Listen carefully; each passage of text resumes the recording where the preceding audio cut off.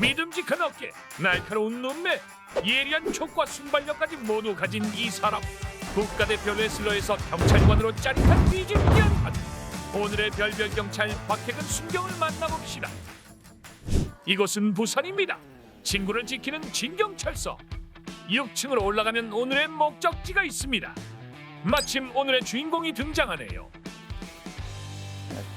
팀장님께 인사부터 하고 뭐 담은 거. 가장 먼저 할 일은 야간들에게 업무를 인계받는 것. 네. 위치는 서면 주변으로 나오고 있습니다. 22세 여성분은 지금 부모님이랑 연락돼가지고 귀가하고 있고요. 네. 그 여성분은 CCTV. 예, 알겠습니다. 이후 실종자 프로파일링 시스템에 접속해 구체적인 내용을 확인합니다. 저는 지금 부산진경찰서 강력팀 실종팀에 있는 박혜근 순경이라고 합니다. 실종 접수가 되면 지구대 파출소 직원들이 먼저 신고자를 만나가지고 발생 개요를 묻고 범죄 혐의점이 있는지 없는지 확인하고요. 실종 프로파일링 접수를 하거든요. 저희가 확인해가지고 신고자하고 만나고 CCTV 확인하고 그렇게 해서 찾고 있습니다. 직접 찾아오시는 경우도 있어요. 또 저희 진경찰서 실종팀에서 가족 찾아준 적이 있어가지고 이게 또 홍보가 됐더라고요. 그래가지고 또 많이 찾아오고 있습니다. 근데 저희가 또 관할 지역에서만 수사를 할 수 있어가지고 다른 지역에서도 몇 번 찾아오시긴 하는데 그럴 경우에 또 발생 지역 경찰서로 이첩을 보내고 있습니다. 레슬링 국가대표 선수 출신입니다. 2018년 자카르타 아시안게임까지 출전했었습니다. 국가대표의 체력, 지치지 않는 열정, 일취월장하는 추적 실력으로 팀원들의 인정을 받고 있다는데요. 팀장님께 한 말씀 들어볼까요? 네, 저는 부산진경찰서 형사과 실종팀장입니다. 성실하다고 봐요. 부드럽고 성실하고 또 열정적이고 좋죠. 알고 있죠. 우리 팀에 오기 전에 직원에 대한 브리핑 정도는 다 받고 내가 싫다하면 못 들어. 근데 또 운동하고 뭐 이미지도 뭐 서울서울해 보이고 좋더라고. 그래서 난 무조건 오케이 했어요. 얼마 전에 치매 노인이 저녁에 산속으로 들어갔다는 이제 실종 신고를 받고 현장 탐문하고 밤인데도 산속에까지 들어가가지고 치매 노인을 구출한 적이 있어요. 그걸로 인해가지고 표창도 받았고 내가 뭐 어떻게 말할 필요도 없어요. 너무 잘해요. 직원들 간에도 잘 농화도 잘하고 좀 잘 됐으면 좋겠어요. 진입도 좀 하고. 실종자 추적을 위해 밖으로 나가는 박혜근 순경. 실종자의 동선상에 있는 CCTV를 따라가는 일이라고 합니다. 한번 물어볼게요. 안녕하세요, 사장님. 여기 혹시 앞에 CCTV 저거 앞에까지 나와요? 안녕하세요. 저 진경찰서 직원인데요. 감사합니다. 네, 제가 한번 확인한 일단 돌려놓을게요. 몇 시부터? 19일 어렵게 보게 된 CCTV가 알려주는 건 다음으로 봐야 할 CCTV의 위치. 앞에 나와. 보통 끈기가 필요한 일이 아니네요. 1분 아닙니까, 팀장님? 부장님. 맞는 것 같은데. 네. 현장 나와가지고 CCTV 협조가 잘 안 될 때가 가장 어렵거든요. 신고자분들은 지금 한시라도 빨리 가족을 찾아야 되는데 가게 같은 데 가가지고 CCTV 좀 봐달라 이렇게 얘기해도 되게 비협조적이 많아서 그 부분이 되게 좀 힘듭니다. 협조를 구하는데 특별한 뭐 노하우는 없는 것 같고 가족분들 그런 사항을 최대한 이렇게 얘기를 하면서 협조를 구하는 게 좋은 것 같습니다. 부산진경찰서 실종팀에서 근무하고 있는 경사 김형주입니다. 부드러운 남자다. 운동은 과격한 운동을 했었는데 신고자분들이나 이렇게 가출 청소년이나 이렇게 대하는 거 보면은 이렇게 부드럽게 상대를 편안하게 이렇게 되어진 것 같습니다. 그냥 신기했습니다. 저희가 그 쉽게 이렇게 접할 수 없는 사람이라서 좀 신기했습니다. 주짓수를 좀 잘하신다고. 뭐 운동은 한 10년은 됐는데 부산 시경에서 탑 우리 국가대표하고 여기 생활체육하고 비교가 되겠습니까?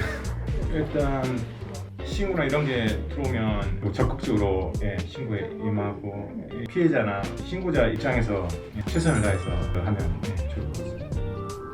이제 한 4달 다 돼가네요. 그래서 실종팀 처음 왔을 때 아무것도 모르는 상태에서 왔거든요. 화도 한 번 안 내시고 부족한 것도 많았을 텐데 그냥 물어볼 때마다 가르쳐주시고 하니까 잘 적응했던 것 같습니다. 잠깐의 쉴 틈도 없이 다시 밖으로 나온 두 사람. 지금은 네. 어떤 업무 하러 갔어요? 그 가출인 있어가지고 CCTV 탐문 수사로 나왔습니다. 이쪽으로 해가지고 가보면 될 것 같은데요. 찾을 때까지 한 3일, 이틀 3일 계속 그 야간조, 주간조가 있어서 야간에서 CCTV 확인하고 또 인계해서 또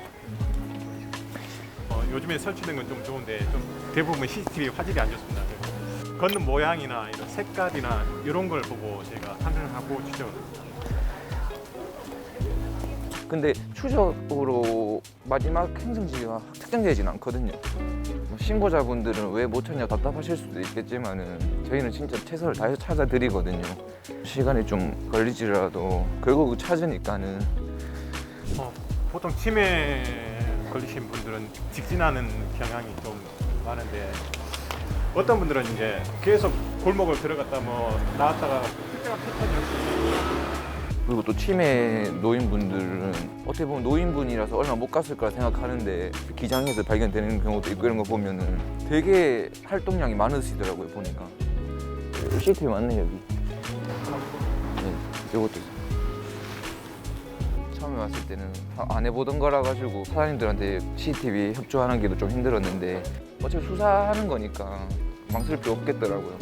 가가지고 인사드리고 최대한 예의 있게 하니까 사장님들도 저는 이때까지 한 번도 협조 못 받은 적 없습니다.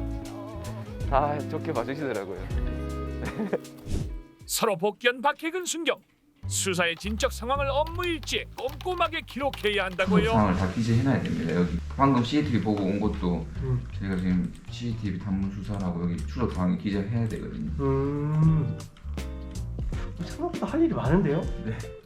한 분 찾기가 좀 사실 쉽지 그러네요. 않아요. 그리고 또 치매 할머니들은 경보 문자라고 있거든요.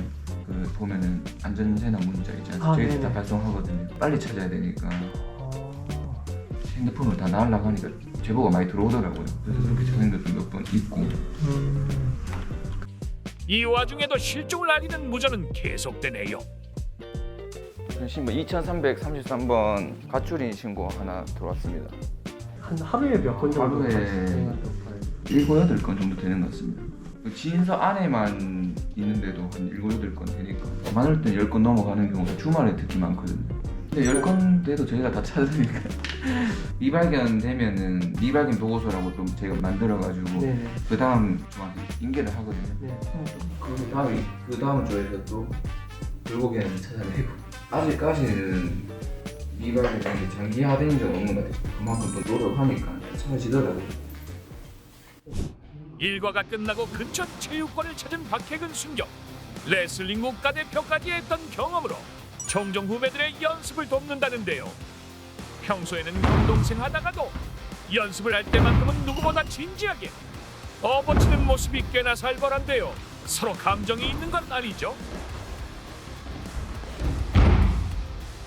여기에 도전장을 내민 박감독. 굴리면 되는 거지. 듣자니 운동 좀 했다는데요. 시작.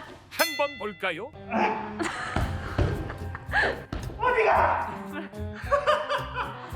셋. 아니 저기요.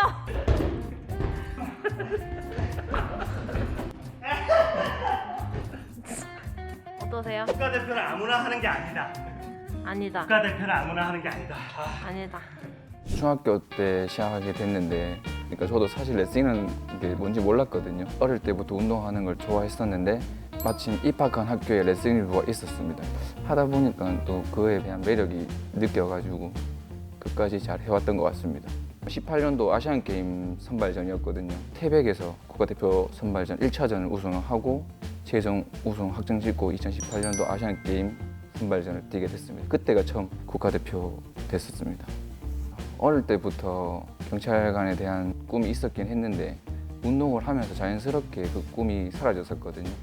근데 레슬링 무도 특채라는 기회가 생기더라고요. 그래서 이게 제 길인가 싶어가지고 도전했는데 합격한 것 같습니다. 본청에서 전국 대회 시합을 개최해가지고 1등한 선수들을 면접을 또 보거든요. 무조건 1등 해야 되니까 좀 부담감이 있긴 한데 약간 자신감이 있었습니다. 시합에 대한. 면접이 중요했는데 남한테 이렇게 말하기가 쉽지 않더라고요. 운동만 했기 때문에. 그냥 무작정 맨날 시간할 때마다 친구들한테 전화를 했어요. 전화해가지고 질문해라. 또 친구들 또 장난기가 많잖아요. 허튼 소리를 하더라도 거기 그냥 대답하는 연습했거든요. 자연스럽게 이 말하는 것도 안 더듬고 좀 하게 되더라고요. 기억에 남는 게 하나는 파출소에 있을 때 일이었는데 마약 강간범 신고가 떨어지더라고요. 노랑 봉지를 들고 있다 그 특징이 있어가지고 순차 타고 발생 지역으로 갔는데 어떤 아저씨가 저 밑에서 노란 봉지를 들고 올라오시더라고요. 차 세우고 쫓아가가지고 바로 체포한 경험이 있고 또 실종팀에서는 92세 치매 할아버지가 집을 나갔다는 신고를 받고 저희가 차 안에서 수색해가지고 찾은 경험이 있거든요. 9월달에도 산 쪽에 좀 쌀쌀했어요. 할아버지 집을 나가는 CCTV를 확인하니까 저 밑으로 걸어 내려가시더라고요. 그래서 그쪽으로 갔는데 엄청 높은 산이더라고요. 좀 제가 올라가면서도 와, 92세 할아버지가 여기로 올라가셨다고 이 생각하면서 올라갔었어요. 근데 왠지 왼쪽 빠져가지고 올라가 보고 싶은 생각이 뭐 때문에 그랬는지 모르겠는데 올라가다 보니까 무슨 소리가 되길래 처음엔 동물인 줄 알았는데 할아버지가 넘어져서 이마에 피 엄청 흘리시면서 앉아 계시더라고요. 아, 그때 그날 좀 추웠는데 그때 일찍 발견하지 못했으면 좀 안 좋은 일이 생길 수 있었는데 다행이었죠. 엄청 고마워하시고 눈물 흘리시더라고요. 할아버지 이상 없으시니까. 저도 그때 처음으로 실종팀 와서 보람을 좀 느꼈던 것 같아요.